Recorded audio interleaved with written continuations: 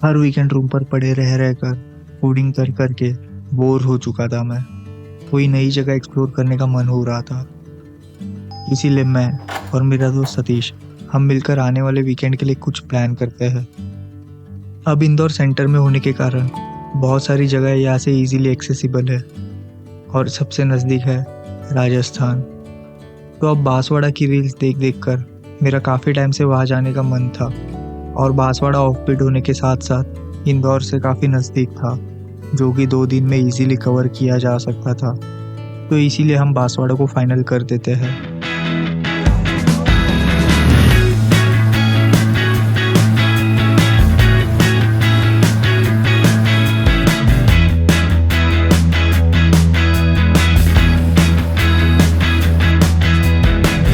Always I remember your bad dress and how you turned my mind completely into such a mess.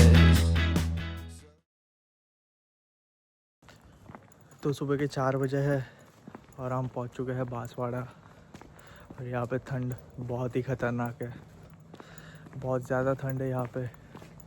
And now we are walking towards our hotel.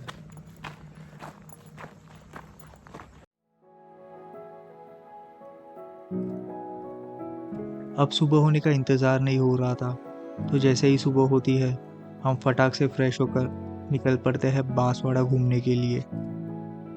तो हमारे hotel वाले भैया हमारे लिए उनके staff में से किसी एक की बाइक अरेंज करवाते हैं और फिर हम वही बाइक लेके निकल पड़ते हैं राजस्थान के इन्हीं खूबसूरत रास्तों पे। अब यहाँ बाइक चलाने में काफ़ी मज़ा आ रहा था। मैंने एक्सपेक्ट नहीं किया था कि हमको इतने खूबसूरत हाईवेज मिलने वाले थे। रास्तों के दोनों तरफ पेड़ और हरे भरे खेत। अब ये रास्ते और भी ज़्यादा अच्छे इसलिए लग रहे थे क्योंकि हम यहाँ खुद बाइक चलाकर जा रहे थे और लकीली हमको बाइक मिल गई थी, वरना यहाँ पे बाइक रेंटल जैसा कुछ अवेलेबल नहीं है। और अगर हमको बाइक नहीं मिलती तो जहाँ हम जा रहे थे वहाँ पहुँचने के लिए हमको कम से कम 2 से 3 मोड्स ऑफ ट्रांसपोर्ट चेंज करके पहुँचना पड़ता। लेकिन कहते हैं ना, भगवान आपके लिए कुछ ना कुछ रास्ता बना ही देते हैं। और फिर हम इन्हीं खूबसूरत रास्तों से और गाँव से लगभग 1.5 घंटे की बाइक राइड के बाद पहुँचते हैं अर्थूना ग्रुप ऑफ टेम्पल्स।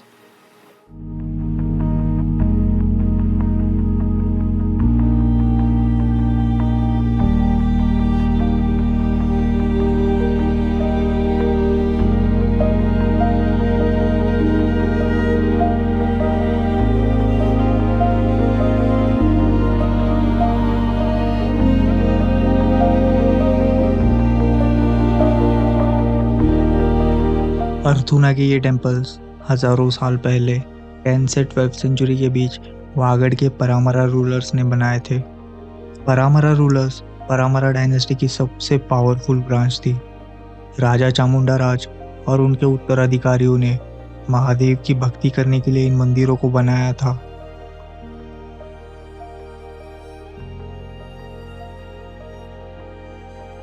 हजारों साल पहले अर्थूना बस एक सेक्रेड प्लेस ही नहीं बल्कि परामरा किंगडम का कैपिटल हुआ करता था। But kingdoms rise and they fall as dynasty shifted and power moved away from Vagad. Arthuna slowly faded. हवा, युद्ध और समय ने पत्थरों को घिस दिया और इन सुंदर मंदिरों को अवशेष में बदल दिया। अब मुझे हिस्ट्री काफ़ी पसंद है, तो जब भी मैं ऐसे हिस्टोरिकल प्लेसेस को एक्सप्लोर करता हूँ, I get completely lost within it and teleport myself to that particular era. मैं इमेजिन करने लग जाता हूँ और यहाँ पे भी मैं बस यही इमेजिन कर रहा था, कैसी रही होगी इन टेम्पल्स की हिस्ट्री, कैसे बनाया गया होगा इन्हें, उस समय यहाँ का एटमॉस्फेयर कैसे होता होगा, रात को दियों की रोशनी में ये मंदिर कितने सुंदर दिखते होंगे, कितनी शांति होती होगी यहाँ पे।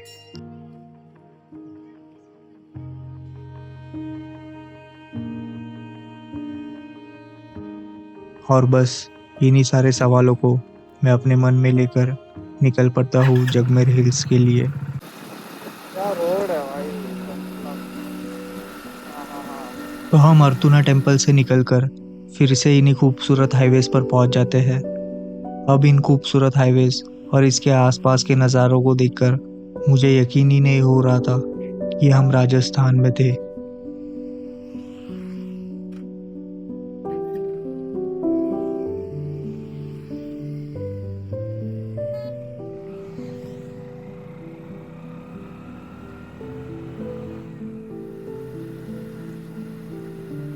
तो हम कुछ देर और इन्हीं खूबसूरत रास्तों पर बाइक चलाकर बांसवाड़ा के एक विलेज में एंटर कर जाते हैं। अब भले ही मेरा जन्म मुंबई में हुआ है और पला बढ़ा भी मैं मुंबई में ही हूँ, लेकिन मुझे विलेज लाइफ काफ़ी ज़्यादा अट्रैक्ट करती है। तो जब भी मैं ऐसे गांव को देखता हूँ, एक अलग सी वाइब फील होती है। ये सिंप्लिसिटी और ये शांति, और गांव में इन घरों का तो एक अलग ही ऑरा होता है। ये ऐसे ही खूबसूरत और पीसफुल नज़ारे देखकर मन को एक अलग ही सुकून और शांति फील होती है।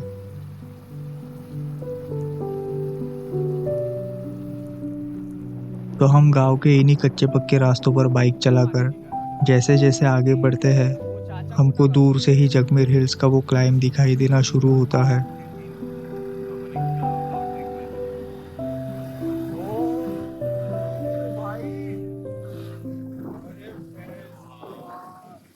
अब दूर से क्या ही व्यू दिख रहा था वो। और जैसे ही हम इस रोड पे पहुंचते हैं और ये क्लाइम स्टार्ट करते हैं, आगे का पूरा लैंडस्केप धीरे धीरे चेंज होने लगता है।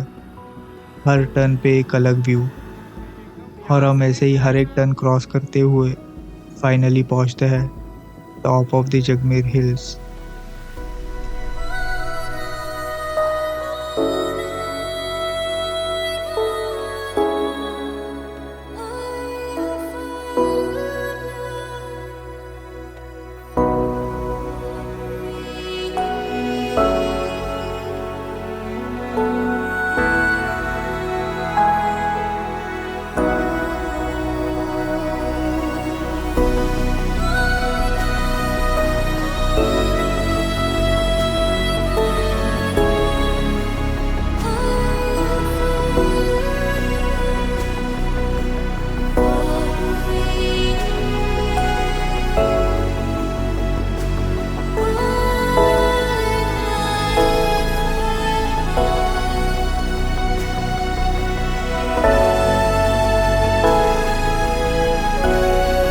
तो सनसेट हो चुका था और ठंड पड़ना शुरू हो जाती है।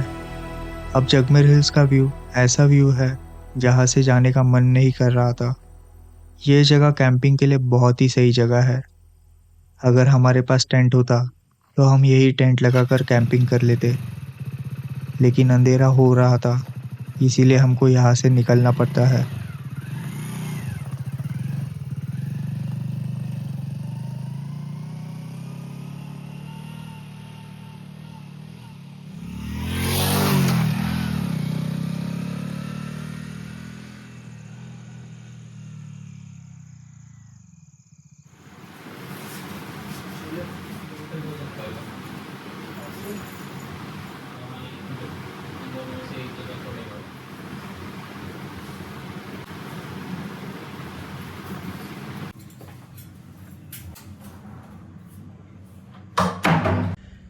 तो अभी हम पहुंचा है काकदी पिकअप वेयर, और ये बांसवाड़ा का सबसे बड़ा रिजर्वायर है।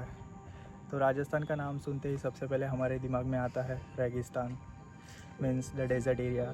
लेकिन ऐसा बिल्कुल भी नहीं है। Rajasthan is much more than that. And जो व्यू अभी मैं अपने सामने देख रहा हूँ, it's completely different. It's the other side of Rajasthan. So let me show you that. तो बांसवाड़ा का नाम जब आप लोगों ने सुना होगा, तब आपको लगा होगा कि ये कोई राजस्थान का एक छोटा सा गांव है। हमको भी पहले यही लगा था, लेकिन जब हम यहाँ आए और देखा, तब पता चला कि बांसवाड़ा कोई एक छोटा गांव नहीं, बल्कि एक अच्छा खासा बड़ा सा शहर है। और इसी शहर से कुछ किलोमीटर बाहर बनी है ये लेक, जो काकदी रिवर के फ्लो को शांत करती है।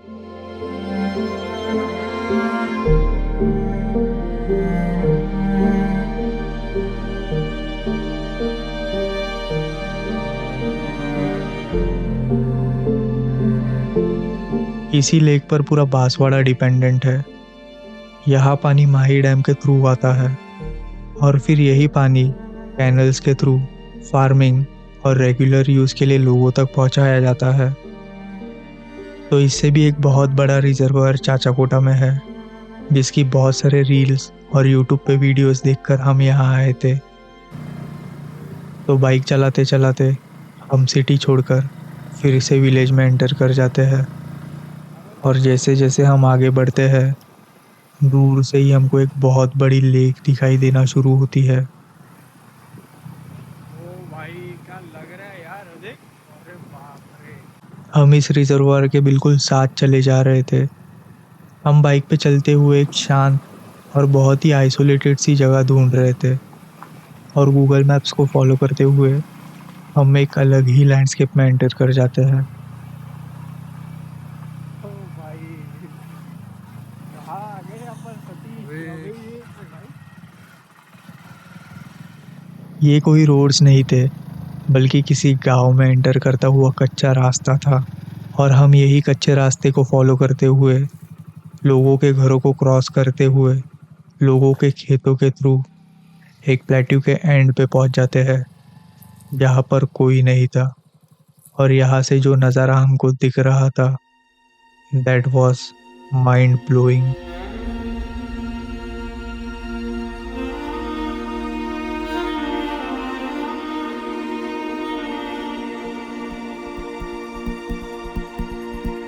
तो ये बड़ा रिजर्वायर माही रिवर के बैक वाटर्स में बसा हुआ है, और इसे चारों तरफ से अरावली के छोटे छोटे फुट हिल्स ने घेरा हुआ है। माही रिवर पर बने हुए डैम की वजह से ये इतना बड़ा रिजर्वायर यहाँ पे बना हुआ है, जिसकी वजह से ये छोटे छोटे हिल्स आइलैंड जैसे दिखाई देते हैं। और इसीलिए चाचाकोटा को द विलेज ऑफ 100 आइलैंड्स भी बोला जाता है। इन आइलैंड्स को स्पेशल और अट्रैक्टिव बनाते हैं इनके वियर्ड शेप्स। काफ़ी सेंचुरीज के नेचुरल इरोशन, विंड, रेनफॉल और रिवर फ्लो के बाद इन आइलैंड्स को ऐसे शेप्स मिले हैं।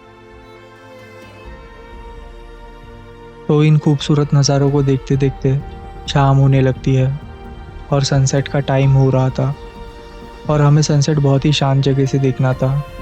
इसलिए हम यहाँ से निकल पड़ते हैं, और थोड़ा सा ट्रैक करने के बाद हम फिर से किसी शांत और बहुत ही आइसोलेटेड जगह पे पहुँच जाते हैं, जहाँ से बहुत ही सुंदर व्यू दिख रहा था।